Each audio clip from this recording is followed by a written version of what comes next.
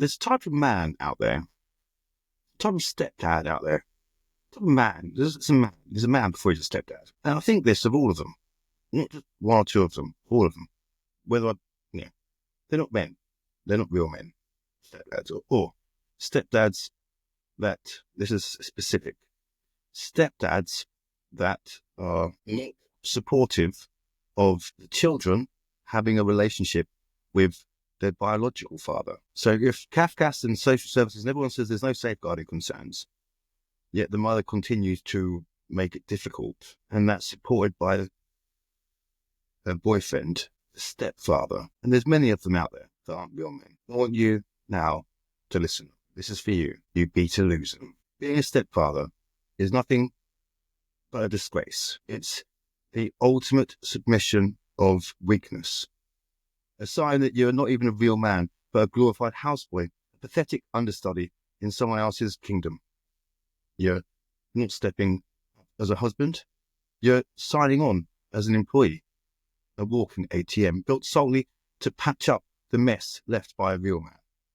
If you think you're gaining honour, you're only digging your own grave. Marrying a single mother isn't a noble sacrifice. It's like willingly driving a rusted clunker off a cliff while pretending you're in the driver's seat. Let's be brutally honest. If you're not the biological father, you're nothing more than a placeholder, a backup option that never stood a chance. You're the guy she turned to only when every other option had been exhausted. And trust me, that's the lowest of the low. A real man doesn't waste his time playing substitute in somebody else's drama. You were born to be a king, not a servant patching up another man's mistakes. Instead of hauling around someone else's baggage and risking your hard-earned legacy, build your own empire. Stop being the sacrificial lamb in a system rigged against you. Every minute you spend being a stepfather is another minute of humiliation, another minute of you proving you're nothing but a beta. Wake up and face reality. Single mothers don't need a genuine partner. They need a scapegoat solution. They're not looking for a man to stand shoulder to shoulder with. They're lining up a backup plan to cover for a failed relationship. You're not their first choice, second, or even third choice.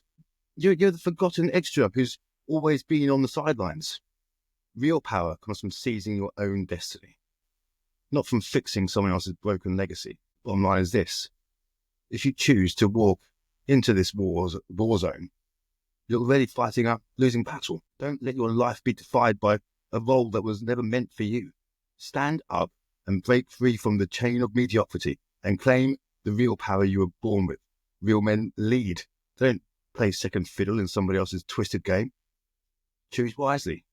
Build your own kingdom, or forever remain a footnote in another man's story.